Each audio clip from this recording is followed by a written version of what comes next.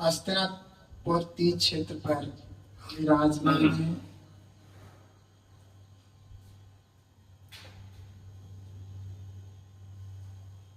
वैसे तो समस्त ढाई द्वीप सिद्ध क्षेत्र है। ऐसी कोई जगह नहीं है जहां से अनंत अनंत सिद्ध ना बने हो। चाहे वह समुद्र की बात भी हो, लवण समुद्र या काली नदी समुद्र भी, वहां पर भी उपसर्ग आदि के द्वारा मुनिराजों को समुद्र में डाल देने पर मुक्ति होती है।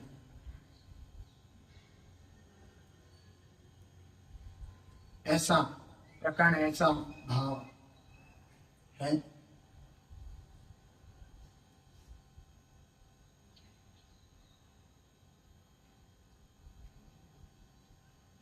लेकिन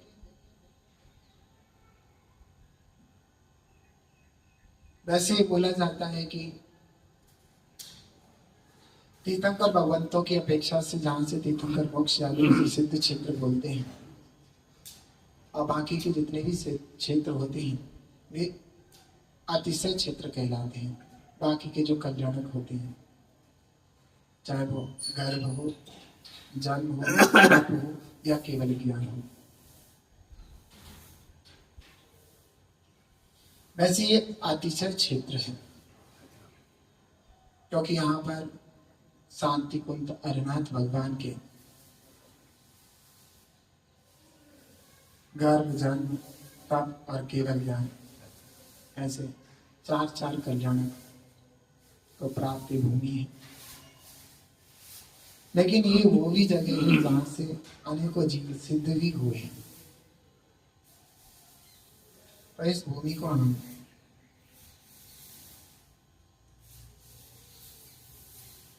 सिद्ध क्षेत्र भी किसी अपेक्षा से कह सकते हैं।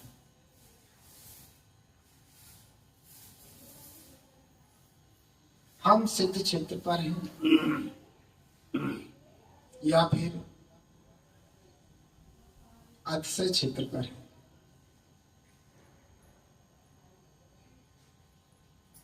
बात ये देखी जाती है कि हमारे अंदर विशुद्धि कितनी है, असंक्लेशता कितनी है।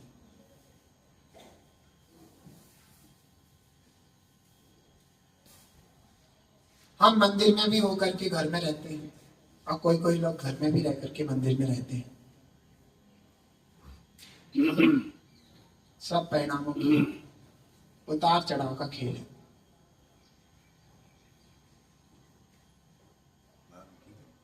चौदह के 14 बड़ी स्थान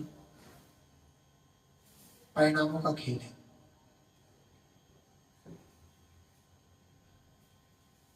तो महानुभाव,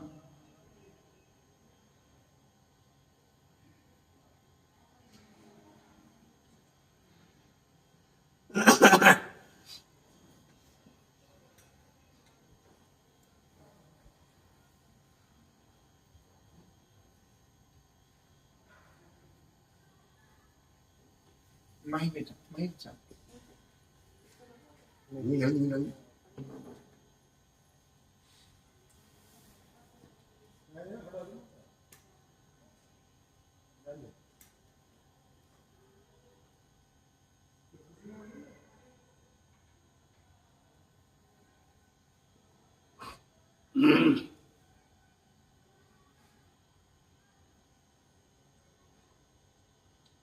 माँ जिनवाणी का वाचन जब होता है, उस समय वातावरण बड़ा शांत होना चाहिए।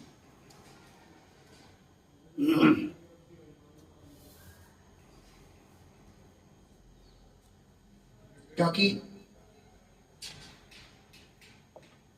माँ जिनवाणी का वाचन मंद का सामना होता है।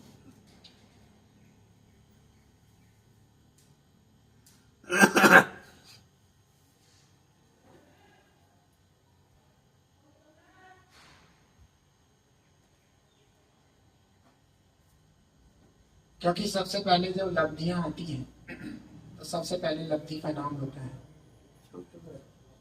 क्षोभसम लब्धि, और दूसरी लब्धि का नाम है विशुद्धि लब्धि,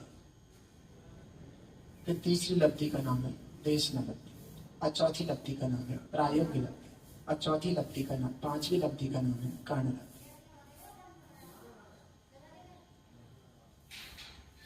क्षोभसम लब्धि किसे कहते हैं?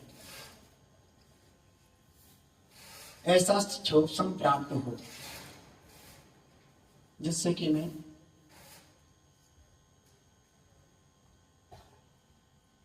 विशुद्धि को प्राप्त कर सकूं। ऐसा क्षोभसम प्राप्त हो कि जिससे हम देशना को प्राप्त कर सके, उपदेश को सुन सके।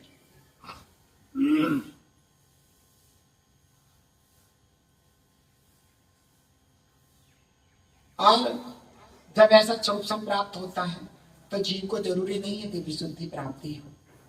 कसाई की मंदता, कसाई की मंदता सभी जीवों को प्राप्त नहीं होती। आप देखो, गुरुओं का उपदेश होता है तो यहाँ बैठ करके भी हलन चलन होती रहती है। अनेकों प्रकार के विकल्प व्यक्ति के मन में कौंधते रहते हैं, संकल्प विकल्पों में खोया रहता है। ऐसा कर लो, वैसा कर लो, उठेगा, इधर होगा, चंचल बनेगा। ऐसे वातावरण में विशुद्धि लब्धि नहीं हो पाती, कसाइयों की मंदता नहीं हो पाती। और जब तक कसाइयों की मंदता नहीं होगी तब तक मुनिराजों का उपदेश कानों से सुना जा सकता है, लेकिन अंतरंग से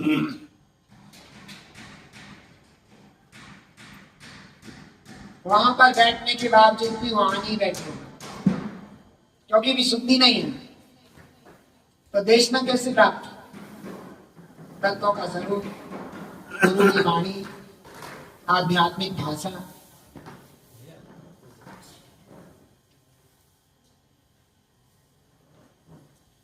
इन सबकी उपलब्धि होना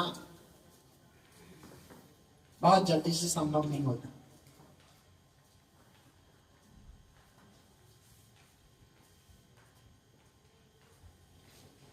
तो हम इस बात को विशेष ध्यान रखें कि हमारे अंदर क्षोभसम तो है लेकिन विशुद्धि की कमी है।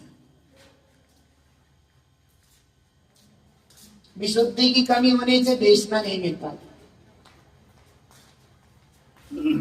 और देशना के बाद जो कर्मों के साथ होता है, हलन चलन होती है, कर्मों में खड़बड़ाहट मच जाती है, वो सब प्रायोगिक लगती है। और उसके बाद जो आत्मा के गुणों के निखार के लिए कई लब्धि प्रकट होती है, उसका तो कहना ही क्या है।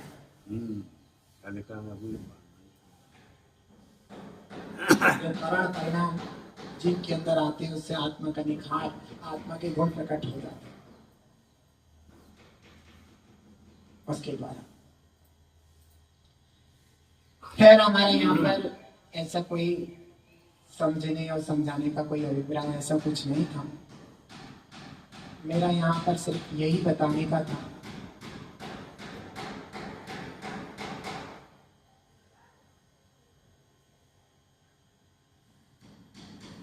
जब जीव के अंदर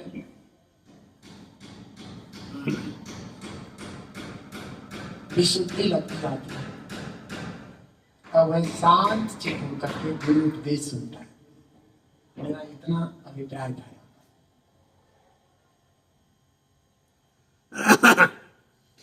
देखा तो नहीं है लेकिन अनेकों बार सुना है जैसा कि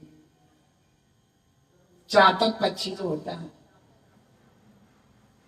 उसे बारिश की बूंद से इतना प्रेम होता है कि वो बादलों की तरफ अपनी आंखें उठा करके दृढ़ भक्ति से, दृढ़ चित्त से देखा करता है। अपनी आंखें वो बादलों की तरफ गिराया। और जैसी बारिश होती है तो बादल से टपकने वाली बूंद को आकाश में ही चौंच में भर लेता है और उसका पान करेगा। ऐसे ही जिसके अंदर विशुद्धि प्राप्त हुई है, कसायों की मंदता हुई है, ऐसा वह धर्मात्मा जी, विनयवंत विनम्रता रखने वाला वह जीव गुरु के एक एक शब्द को उठा लेता है, चुग लेता है और अपने जीवन का श्रृंगार बना देता है।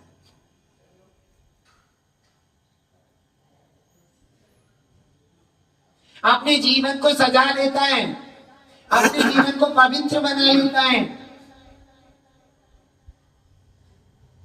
ऐसा होता है धर्मात्मा जी।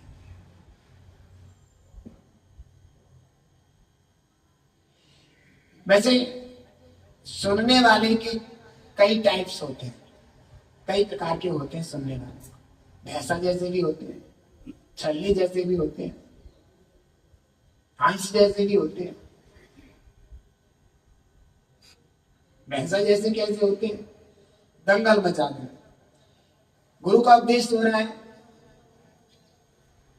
खुद भी नहीं सुनते, दूसरे को भी नहीं सुनेंगे, दंगल मचा रहे हैं। इसका उधर, उधर का इधर, उधर सरक जा, आगे पीछे सरक जा, इधर हो जाओ, बीच में बोल रहे भैया महाराज की बात सुनो, महाराज की बात कुछ सुनता नहीं।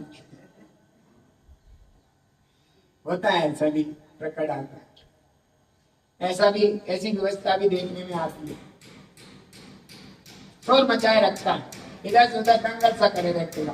भैंसा कि क्यों कहा ऐसा? क्योंकि भैंसा जब पानी पीने जाता है ना तो तालाब में दंगल मचा देता है, ना खुद पीने लायक पानी रहता है उसके, ना दूसरे के पीने लायक, दंगल में कीचड़ बिचड़ करते उसमें। समझ में आ गया? गाय शांति से जाएगी, दो पैर रखेगी, आराम से पानी पी के बैक हो जाएगी। भैंसा जाएगा, सिंह मारेगा, पानी का दंगल मचा देगा, कीच कपड़ का नेट मेला पानी कर देगा, वो किसी के पीने लायक नहीं रहता, ना खुद पिएगा, पड़ा रहेगा ऐसे। ऐसे छल्ली जैसे श्रोता होते हैं। छल्ली क्या करती है? सार सार तो निकाल देती है और धोता उसके ऊपर, बस। समझ गए? छल्ली में जो सार सार अच्छी अच्छी चीजें होती है वो तो नीचे निकल जाती है, ऊपर ऊपर क्या बचता है? होता। तो श्रोता ने, महाराज ने तो बहुत ही बढ़िया आज प्रवचन दिए। क्या दिए? उन्होंने कहा काना से काना कहो तो काना जाए रूट, और होले होले पूछ दे तेरी कैसे गई है फूट। आज बहुत ही बढ़िया बात बताई महाराज। मैं क्या कि कनुआ आदमी हो जिसकी एक आंख फूटी हो, उससे अगर यूं कहो एक कनुए तेरी आंख कैसे फूट गई तो गुस्सा हो जाएगा। मैंने कहा भैया आपके आंख में कुछ हो गया, क्या बात हुई थी? तो बता रहे हमें जो है गिल्ली डंडा खेल रहे थे, गिल्ली डंडा उसमें लग गई थी, वो फूट गई। आज तुम्हारा ने इतनी बढ़िया कहानी बताई। महाराज ने क्यों बताई, क्या अभिप्राय था, वो दृष्टांत क्यों दी, ये ना बता मुझे।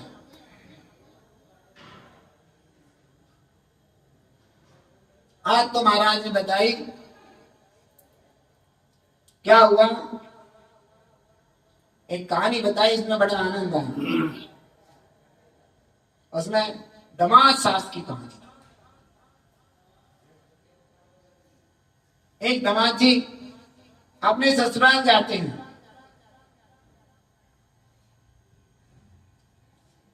और उन दामाद जी को अपने सास के बने हुए पापड़ बहुत पसंद है। सास को भी पता था कि मेरे दामाद जी को मेरे हाथ के बने हुए पापड़ बहुत पसंद, हमने पापड़ बना रखे। बरसात का ऐसा कोई समय था, तो पापड़ की जो टोकरी थी रसोई घर में रख रखी थी कि बाद में निकल जाएंगे क्योंकि सील जाएंगे, बाकी सामान परोस करके रख रखा। दामाद जी भोजन को बैठ गए, सास पापड़ लाना भूल गई, भोजन आधा हो गया। और देख रहे दामाद जी के पापड़ की टोकरी रसोई में रखी, यहां तक कैसे आए? अब एक है सासू जी एक पापड़ लिए तो अच्छा भी नहीं लगता, दामाद जी है घर की, बड़ी दिक्कत का काम हो जाएगा, तो कैसे करना था? सासू मां जब मैं रास्ते से आ रहा था ना, तो रास्ते में मेरे को जंगल मिला। अच्छा बेटा कोई बात तो नहीं हुई? अरे ऐसी कोई खास नहीं। क्या खास ये बता? जंगल में बहुत बड़ा सांप मिला। कितना बड़ा था बेटा? कितना बड़ा था? ऐसे कोई यहां से लेकर के पापड़ की टोकरी जितना। अरे बेटा मैं पापड़ तो भूल ही गई। आज बहुत बढ़िया कहानी सुनाई, मजा हो गया। इतना बढ़िया प्रवचन देते महाराज, छलनी जैसे। जो जिस अपेक्षा से दिया था वो सिद्धांत बताने के लिए दाष्टांत दिया था, वो दाष्टांत तो रह गया और सिद्धांत खत्म हो गया, गोल हो गया। तो छलनी जैसे सार सार नहीं छोड़ा है और कूड़ा करकट उठा के लिया। कहानी कहानी रह गई, कथा कथा रह गई, और कथा जिसके लिए सुनाई गई थी वो कुछ भी नहीं आया। तो छलनी जैसे ऐसे होते हैं कि जो मुनिराज की वाणी सुन करके ऐसी वैसी चीज उठा ले जाएंगे, लड़ाई दंगे की चीज हमारे महाराज ने आज बोल दिया, ऐसा पहना चाहिए। महाराज को बोलना नहीं आता, ऐसी चीज उठा लेंगे। एक होते हंस जैसे ज्ञानी, हंस दूध में चौंच मारेगा दूध फट जाएगा, पनीर खा लेगा पानी छोड़ देगा। समझ में आया? हंस। तो ज्ञानी जीव दृष्टांत को सुन करके दाष्टांत पर पहुंच जाता है, सिद्धांत पर।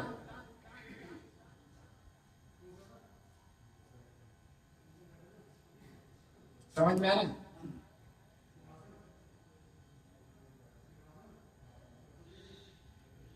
और उनको दृष्टांत याद रहे न रहे, लेकिन सिद्धांत जरूर याद रहे। वो समझ लेते हैं कि हमें ये क्या समझाया जा रहा है, किस अपेक्षा से क्यों समझाया जा रहा है, बस वो अपना कल्याण कर लेते हैं। अज्ञानी जीव उसी पर हथेली पीटते रहते। तो भव्य आत्मन बंधुगण, मां जिनवाणी को सुनने का मौका बड़े भाग्यवानों को मिलता है। गुरु मुख से सुनने को तो और ही बड़े भाग्यवानों को मिलता है। ऐसा कहते हैं कि अगर तीर्थंकर की वाणी मिले डायरेक्ट साफ साफ तो सबसे श्रेष्ठ है।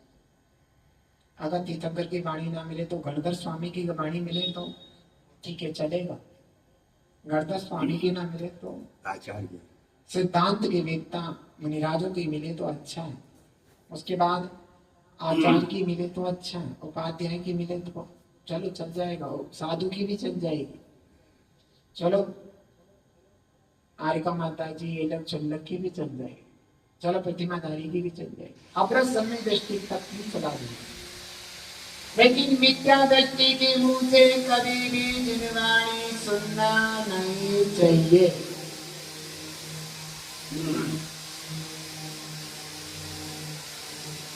जिनवाणी का सुनना क्या होता है? जैसे मान लो लाइन टेन होती थी पहले, जाने का काम करती थी कांच की लाइन टेन, तो किसी की लाइन टेन जब नहीं होती तो उसकी लाइन टेन से उसकी लाइन टेन जला देती थी। समझ में आ रहा? और जिसकी खुद की लाइन टेन नहीं जल रही वो दूसरे की लाइन टेन क्या जलाएगा? मिथ्या दृष्टि, जिसको खुद भी सम्यक ज्ञान नहीं है वो दूसरों को सम्यक ज्ञान क्या उपलब्ध कराएगा? तो मिथ्या दृष्टियों के मुख से तो कभी भी वाणी जिनवाणी का पान करना नहीं चाहिए।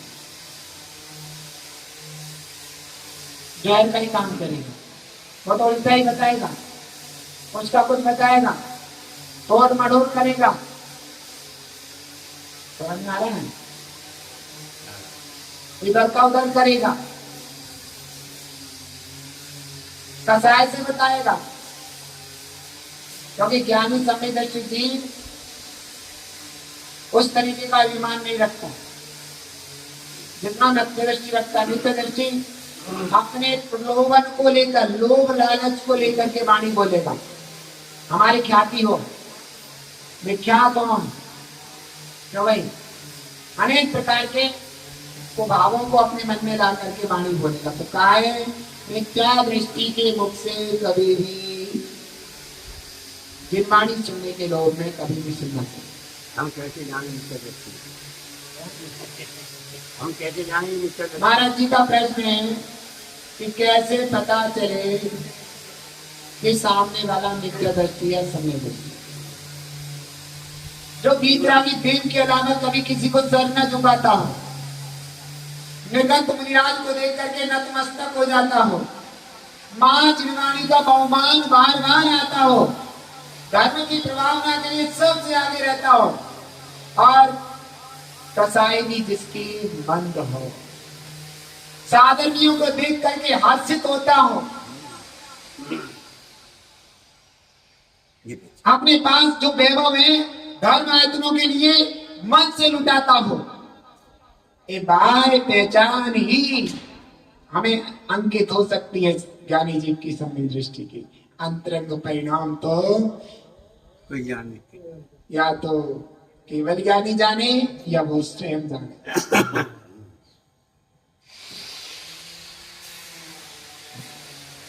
इन बातों को लेकर के हम समझ सकते हैं जी सभी।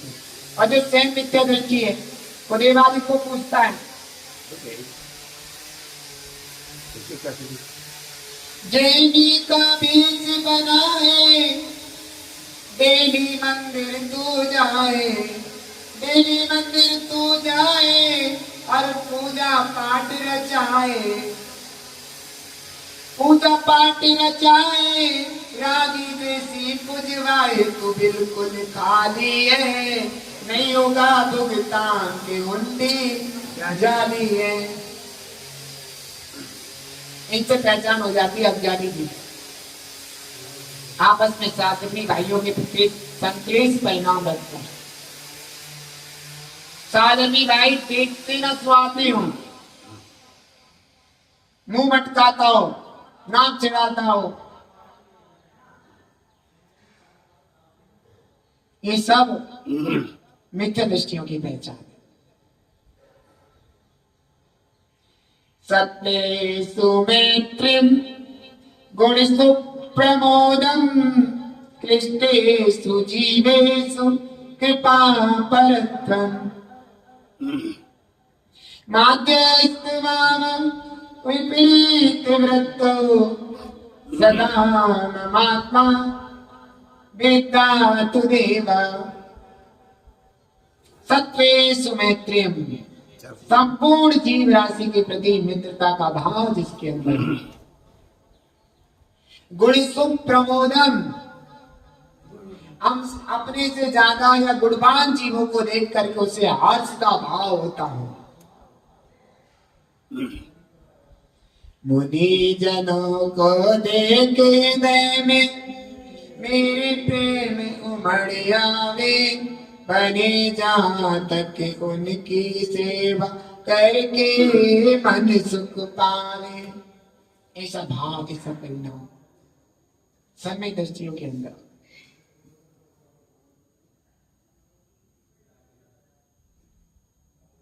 ऐसा परिणाम हो, ऐसा भाव और भावना हो तो समझना ऐसे जीव के अंदर, ऐसे उस जीव के पास बैठ करके जिसको भय हो कुछ अनर्गल बोलने का, बार बार कहते देखो मैं नहीं कह रहा हूं, शास्त्रों में लिखा है, देखो ऐसा ऐसा लिखा, बार बार ये कहता ऐसा लगा, अरे इसे क्यों देख रहे, मैं बता रहा हूं ना तुम्हें, मैं बता रहा हूं ना। अपनी तरफ से बताने की कोशिश करता हूं, मान अभिमान रखता हूं, तो अज्ञानी मान है।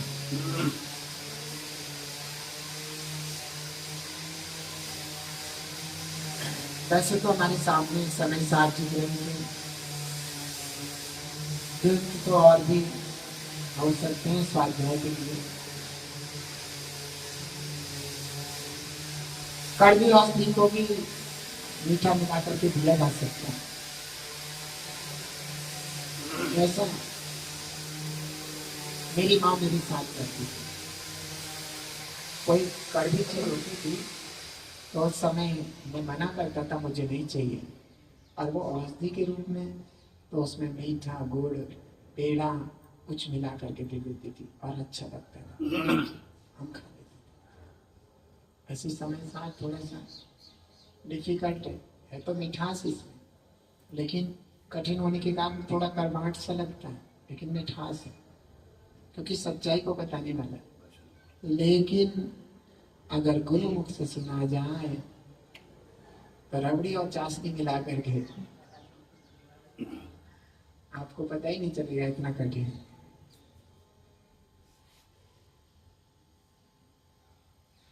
समय सार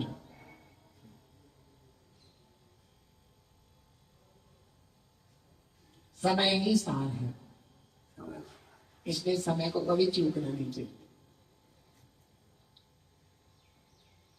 एक घड़ी मत बिसरो, एक घड़ी मत बिसरो, नहीं तो आ गए यम के मुख बीच में। पार हो दिन जाते हैं, जानत धर्म की नाव बैठो शिवपुरी के साथ। समय ही सार है, एक भी समय को चूकना नहीं है। हर समय तुम्हारे लिए सारभूत है, लेकिन चूक गए तो निस्सार।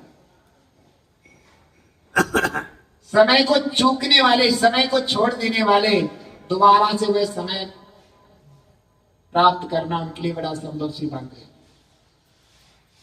तो समय ही सारे ऐसा भी कर सकते, लेकिन समय सार है तो समय माने पदार्थ, और पदार्थों में जो सार है सो जीव, क्योंकि स्वयं भी जानता है और दूसरों को भी जानता है। और जीव रूपी पदार्थ में सार है सो शुद्ध जीव, शुद्ध आत्मा, सिद्ध भगवान सा। सो द्रव्य कर्म, भाव कर्म और नव कर्म से रहित अवस्था ही सार। ज्ञानामृण आदि 8 कर्म द्रव्य कर्म कहलाते हैं। 8 कर्मों के बीच में अकेला आत्मा। एक कर्म बहुत दुख देते हैं, प्रभु एक सहारा तेरा, ऐसा परिणाम।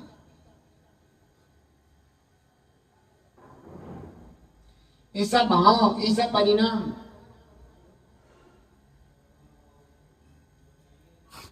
तो ज्ञानावरणादि 8 कर्म को द्रव्य कर्म कहते हैं, जिनका निमित्त पाकर आत्मा के अंदर राग द्वेष आदि भाव उत्पन्न होते हैं। और राग द्वेष आदि परिणाम भाव कर्म कहलाते हैं। और ज्ञानावरणादि कर्म के उदय के निमित्त से मिलने वाले 9 कर्म आदि को, शरीर आदि को 9 कर्म कहते हैं। जिनके पास ना ज्ञानावरण आदि है, ना राग आदि है, ना शरीर आदि है, सो द्रव्य कर्म भाव कर्म 9 कर्म रहते, ऐसे शुद्ध जीव सिद्ध परमात्मा ही समय सार है। पदार्थों में सार है, सारभूत है। सो ऐसे समय सार सिद्ध परमात्मा जैसा बनने के लिए मुझे अपने समय का ध्यान करना। समय माने आत्मा।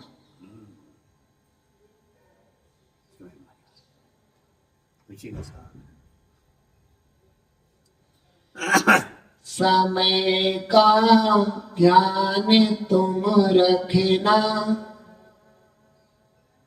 समय के तत्व को पाना, समय में लीन हो करके तुम्हें परमात्मा बन जाना। समय आत्मा, मेरा आत्मा समय है और मेरे आत्मा को मुझे समय सार बनाना है, शुद्धात्मा बनाना है, कर्म भाव कर्म न कर्म से रहित। अरे महाराज, द्रव्य दृष्टि से तो आत्मा शुद्धि है, किसने मना कहा? द्रव्य दृष्टि का मतलब है पर्याय दृष्टि से आत्मा को नहीं देखना।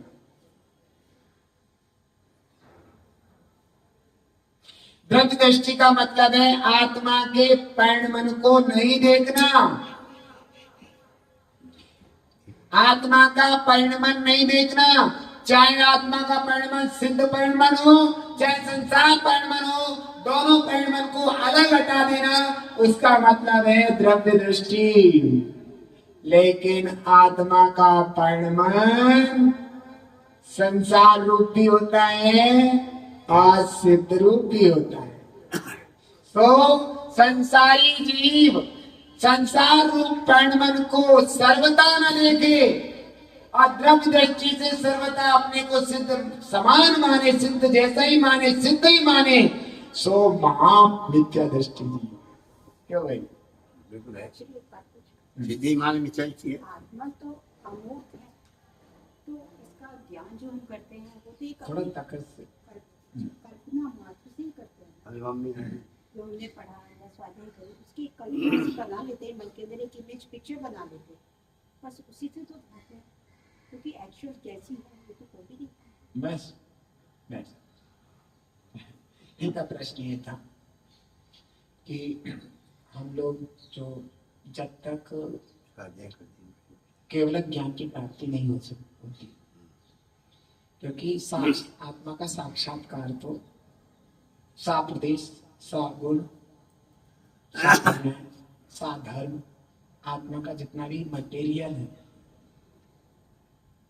जितना भी है वो सब अमूर्तिक है और अमूर्तिक मटेरियल को मति श्रुति अवधि मना पर ज्ञान जानने में समर्थ नहीं है, यही है। और वर्तमान में मति श्रुति ज्ञान है, तो यही दो ज्ञान ऐसे हैं जो जीव को भी अमूर्तिक को भी अनुभव कर सकते हैं, अमूर्तिक को, लेकिन साक्षात्कार तो केवल ज्ञान में ही हो सकता है। तो उससे पहले चौथे गुण स्थान से लेकर के 12वें गुण स्थान के अंत तक तो केवल ज्ञान ही नहीं। तो वो आत्मा को कैसे ध्याते हैं वो बात प्रकट चल रही है, ऐसे क्योंकि आत्मा प्रत्यक्ष तो किसी को नहीं है, आत्मा प्रत्यक्ष तो केवल ज्ञानियों को है, बाकी को सबको मति शुद्ध ज्ञान वाले को तो आत्मा परोक्ष। लेकिन श्रद्धा गुण प्रकट हो जाने पर जो मति शुद्ध ज्ञान सम्यक ज्ञान है, जो मूर्तिक और अमूर्तिक पदार्थ का अनुभव करने में समर्थ है, समझ में, वेदन करने में, चाहे भले ही आत्मा एक केवल ज्ञान की तरह प्रत्यक्ष नहीं है, लेकिन फिर भी श्रद्धा गुण के बल से वह ज्ञान उस आत्मा का अनुभव करता है। जैसे तुमने कहा कल्पना, एक कोरी कल्पना नहीं होती, कल्पना तो अभी कर लेते हैं। यहाँ पर एक गधा है, उसके बहुत बड़े सींग हैं, गधे के बहुत बड़े सींग हैं और गधे के बहुत बड़े बड़े हाथी की तरह दांत हैं। एक कोरी कल्पना, ये वास्तविकता नहीं, लेकिन ऐसा वहां नहीं है। वहां सम्यक तो होने पर वो कल्पना बिल्कुल कल्पना नहीं है, वास्तविकता है। जब तक कल्पना करते समझ में आया ना? एक वैसी कल्पना नहीं जो हम किसी तरीके की कर सकते। यहाँ जो कल्पना है वो श्रद्धा गुण से परीक्षित होकर के कल्पना की गई, और वो कल्पना कल्पना नहीं, वो साक्षात्कार है। क्या भले केवल ज्ञान की तरह आत्मा प्रत्यक्ष नहीं है, तो भी श्रद्धा गुण के कारण उस आत्मा का जिनेन्द्र प्रतिपादित जो वचन है उसके अनुसार वह वेदन करता है, अनुभव करता है, स्वीकार करता है। समझ में? उसी स्वीकारता में उनकी वास्तविकता को तो वास्तविकता ही प्राप्त होती है, और उसी स्वीकारता में वह 12वें गुणस्थान के अंत में जाकर के तुरंत केवल ज्ञान को प्राप्त कर लेता है, साक्षात अरिहंत परमेष्टि। ये एक बहुत बड़ी विज्ञान नीति है, और इसी नीति को सभी तीर्थंकरों ने अपने जीवन में निभाया। और भी जितने भी अरिहंत हुए, तीर्थंकर हुए, भगवंत हुए, सबने इसी थ्योरी को अपनाया और अपने जीवन को पवित्र बनाया। ऐसे हम लोग भी अपने जीवन को पवित्र और उत्कृष्ट बना सकते हैं। तो इस तरीके से हम समय सार ग्रंथ को, समय सार शब्द को जान सकते हैं और अपने जीवन को पावन और पवित्र बना सकते हैं। आज इतना ही।